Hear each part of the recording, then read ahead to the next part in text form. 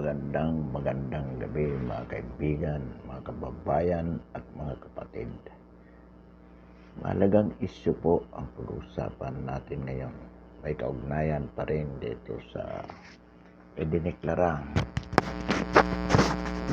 digmaan ng pamahalaan laban sa CPP, NPA, NTF.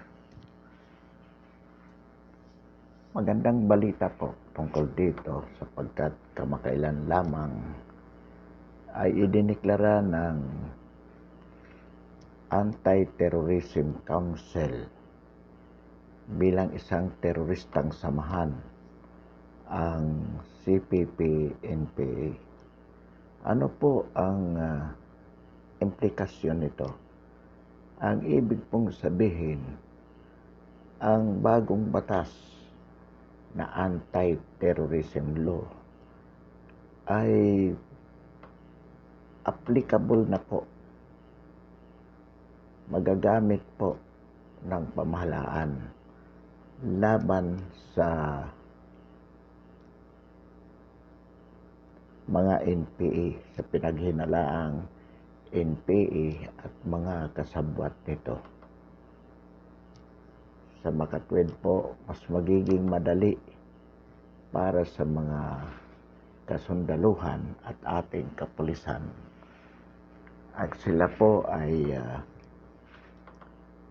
hulihin sapagkat ang panibagong batas po ay may mga features na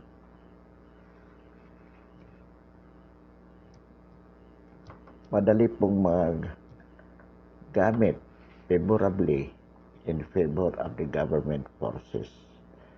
Halimbawa po dyan, yung pwede na pong mag-issue ng warrant ang sa halip na sa korte po kumuha ng order for arrest. Ang Anti-Terrorism Council pwede po magbigay ng order upang mapadali ang paghuli sa mga ito. At yung kanilang pondo rin po, pwede rin pong mapigilan o ma-freeze ng pag-utos po sa mga bangko na yung kanilang account ay ma-hold. So, ilan po ito sa mga features na pwede pong magamit ng military agaran upang ito ay madampot agad itong mga NPA na ito. Kasama po yung kanilang mga conspirators. So, in addition to the existing laws, yung previous, itong anti-terrorism law po ay malaki pong tulong ito. On the contrary, malaki din pong debakil o magsisilbi pong panghihina sa pwersa ng mga NPA, CPP, NPA.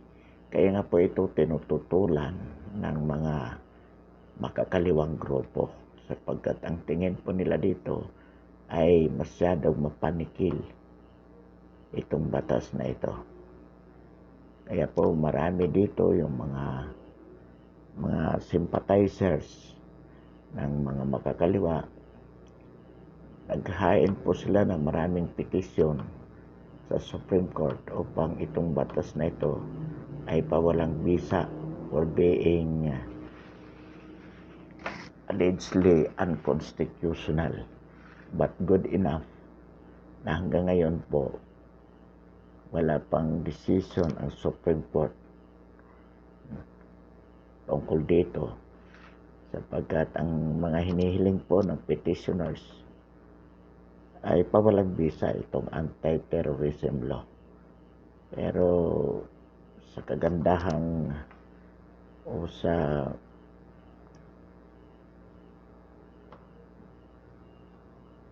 Sa kagandahang pagkakataon po, wala pa namang ini-issue ang Supreme Court na desisyon na ito ay isuspendihin ang epekto nito.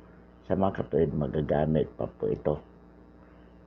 Magagamit pa ito ng mga military upang sugpuin itong mga terorista na ito. So, at babanggitin na rin po natin na ayon sa mga balita, marami po tayong mga kapatid na galing sa mga ex-rebels o mga NPA na sumusuko na po sa ating pamahalaan.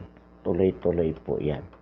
Kaya pinasasalamatan natin po yung mga kapatid nating sumuko at sana mahimok din nila ang mga kanilang kasama na hanggang ngayon ay nananatili pa rin sa bundok. Kayatin po nila, paabot po natin yung ating panawagan sa kanila, mga kapatid. Bagong taon na po, bagong buhay na po tayo. Sa piling ng inyong mga pamilya at mga kaibigan dito po sa ating lipunan kung saan kayo ay makakapamuhay ng normal. Patuloy po ang ating panawagan sa inyo. Wala na po kayong ipaglalaban pa. Anibersaryo po ngayon ng CPP, ng Communist Party of the Philippines. Pang-52 52nd anniversary or 52nd anniversary. Pero nakita nyo po naman, sa halip na kayo ay lumakas, lalo po kayong nangihina bilang isang grupo. So, huwag nyo na pong pakinggan ang panawagan ni Jose Maria Sison. Nabasa po natin ang kanyang panawagan. Ang sinasabi niya, tuloy ang revolusyon ng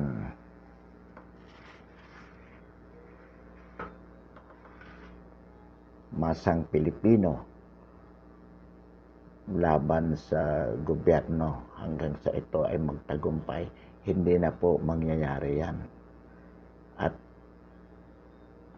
actually, hindi naman po nangyari nung nakaraan na malakas pa ang grupo nyo. Di mas lalo na po ngayon na humihina na po ang inyong grupo.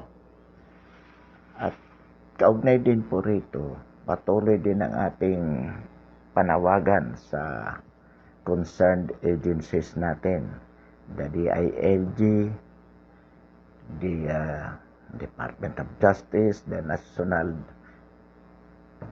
Defense, na ito po, at sa Kongreso, na ito pong mga pinaghinalaan nating mga kakutsaba, conspirators ng CPP-NPA na nasa iba't ibang ahensya ng gobyerno, NTF-ELCAC, kung meron po kayong sapat na ebidensya, trabahuin po natin ito na mapatanggal na po. Nang sa ganon, mawalan na po sila ng suporta, yung NPA. Ipatanggal na po natin with the use of the anti-terrorism law. These sympathizers or members working with different government agencies, we are calling upon the NTF-ELCAC, if you have sufficient evidence against these people, whoever they are, then use the full force of the law, specifically the anti-terrorism law, to arrest all these people while necessary cases against them. Likewise, those politicians, those companies, Smart Globe or whatever, media, which are paying revolutionary taxes to the NPA. Dapat din po yan ay mapigilan na, sapagkat malaki pong pilay sa kanila kung wala na silang pinansya. Let us consider these people, paying them in whatever capacity, in whatever way, whatever form. Let us consider them as conspirators, supporters of the CPP-NPA, and therefore let them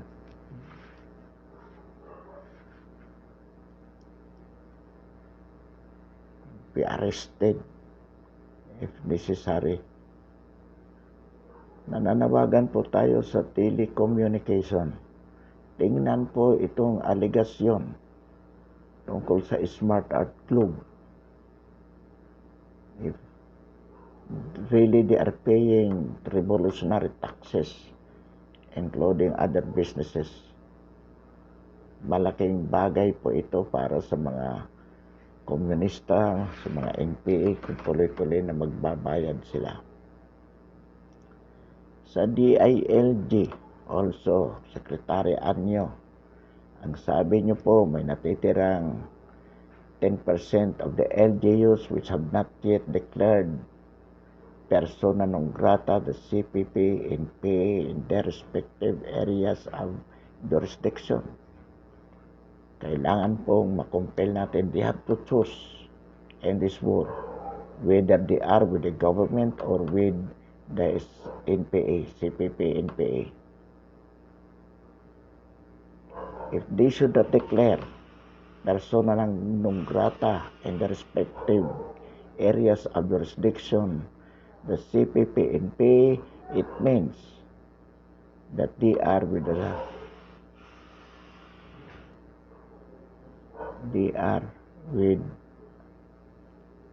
the NPA. So, kailangan po natin yan mapigilan po. In the same way na ito pong mga barangay chairman, ang sabi po natin, we have 12,000 pa lang, and we have 42,000 barangays nationwide. So the 30,000 more or less should also do the same. Declare persona non grata the presence of NPA in the respective areas of jurisdictions. At nakakagulat po yung balita minsan na di umano si Grace po ay nagbigay din ng 150 million kay Joe Masison. Marahil itong dahilan kung bakit katulad ni Ping Lacson, si Grace po din is advocating to criminalize red tagging. Sapagkat kapag ikaw po ay nagbigay ng pera sa CPP-NPA, it means that you have unholy alliance with them. So, tingnan po maigi yan ng NTF-ELCAC. Ito pong mga LGUs na hanggang ngayon hindi nagdedeklara na persona non grata ang CPP-NPA sa kanilang mga lugar. Ang ibig sabihin po niyan, it can be possible or probable perhaps that they are also this unholy alliance with the CPP-NPA, NDF. So tingnan po yan, General Parladi, sir. General Lorenzana, and also Secretary Anyo. Secretary Lorenzana, Secretary Anyo. It is your concern. We could not take arrest. We could not take arrest from this effort to go on with the war at all fronts against CPP, NPA, NDF. Ang maganda po rito, nasa momentum na po ang girang ito laban sa mga komunista. Kaya dapat ito po maging tuloy-tuloy. Likewise, yung panawagan po natin kay Speaker Velasco tungkol po dito sa Makabayan Black, the sitting representatives of the Makabayan Black Party List. Sa tingin naman po natin, malakas na ang ebidensya tungkol dyan. Kaya dapat aksyonan na yan. Let us compel Velasco to move to do any action ousting these Makabayan Black representatives. Matagal pa po yung 2022 para hintayin. So, kailangan po makita nila na decisive ang actions ng lahat ng government agencies tungkol dito. Nang sa gayon po, tumaas ang moral ng ating mga kapulisan at kasundaluhan at panghinaan naman ng moral ang mga CPP, ang mga NPA. Nang sa ganon, ma-induce po sila na sumuko po, sapagkat pag nakita nila na lahat ng fronts ay inaatake na ng gobyerno, ay malaking kahinaan na po sa kanila yan. Kaya that would be a big inducement for the remaining NPAs to surrender.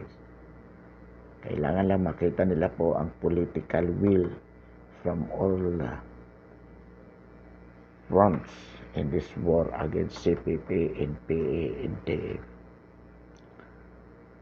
Narinig po natin ang interview sa president po ng Integrated Bar of the Philippines, yung IBP. Ito po yung mga abogado, samahan ng mga abogado. At ang sabi niya, medyo naka-alarma po yung binitawan niyang salita. Unang sabi niya, mula nang umupo si Pangulong Duterte noong 2016, hanggang ngayon po 64 lawyers na raw ang pinapatay. Ang sabi pa, paano maniniwala kung ganito, paano pa maniniwala ang sambayanan sa ating justice system?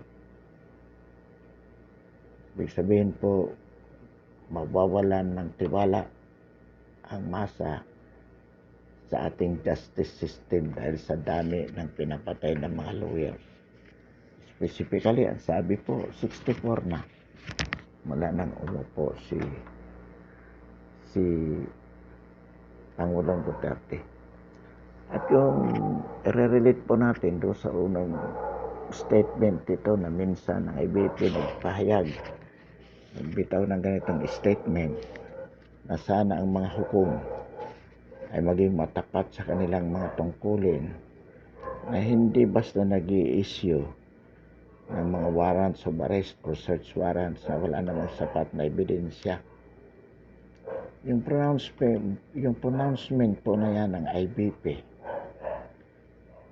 that was in relation to the warrant of arrest issued by a Quezon City judge by the name, I think, of Villabert, which caused the arrest of about 6 suspected NPA in Quezon City. Yung sila Dennis Velasco, yung ka-live-in partner at yung iba pa. Kung titingnan po natin itong pronouncement na ito ng IBP in relation to the background of the circumstances under which the pronouncement was made, it appears po na ang IBP through its president, IBP president, kalimutan po natin ang pangalan, medyo po it implies of being sympathetic with the leftist. Maybe it may not, that pronouncement may not represent the whole IBP as an organization. Kaya lang, if it is being said by its president, then publicly, it reflects, it implies that it is the stand of the IBP as a whole in relation to the circumstances under which the pronouncement was made. For instance po, sinabi niya to sa panahon that the CPP-NPA is celebrating its 52-year anniversary with a recent development wherein the Anti-Terrorism Council declared also the NPA, the CPP-NPA as a terrorist group. Isasabay mo yung announcement mo na mula nang umupo si Duterte in 2016, we have already 60 lawyers being killed, and that the masses, the Filipino people, the common people, are losing their trust in our justice system. So, medyo in relation also to a recent statement related to that issuance of a warrant of arrest. Naging dahilan para mahuli yung 6 na suspected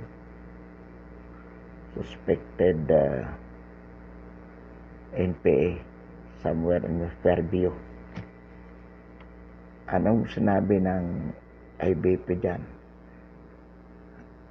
It runs this way. We hope that the justice, our judges are complying with their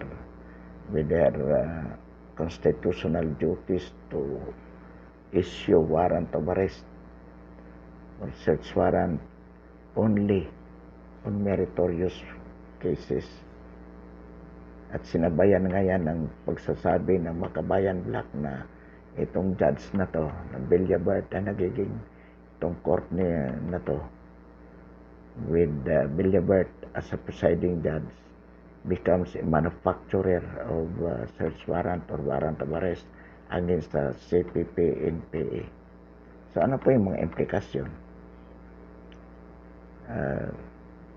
Parang nag-aggravate sa mga sitwasyon po na parang sinasabi na yung mga judge, itong Villabert, for instance, is just issuing warrant or search warrant without merits. So itong mga ganitong pronouncement from the IBP, discouraging on the part of the government. Sasabayan pa yan ng Commission on Human Rights sa pagsasabi na itong gobyerno na to as a matter of policy sa human rights violators. Ngayon, balikan po natin yung 64 lawyers. Ang sabi nga natin, kung assuming that there are some out of the 64 which are unsolved crimes in the sense that criminals, killers were not pinpointed until now. Inuulit po natin sa mga ganong patayan, unidentified killings, especially of pwede pong NPA ang gumawa niya to discredit the government. Pwede po because this is an issue against the government. And isa talaga sa mga estratehiya ng CPP-NPA, mawalan ng tiwala ang masa sa ating pamahalaan. So in other words, dapat itong IBP, alam naman nila yan, mga abogado sila eh. So this be very careful with their pronouncement to the effect that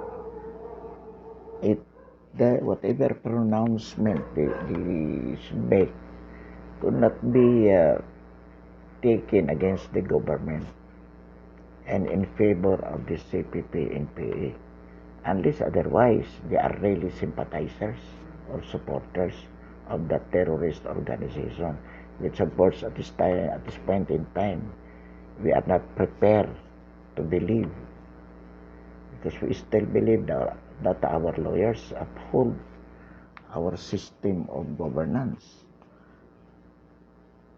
So yan po, kaya lang sinasabi po natin.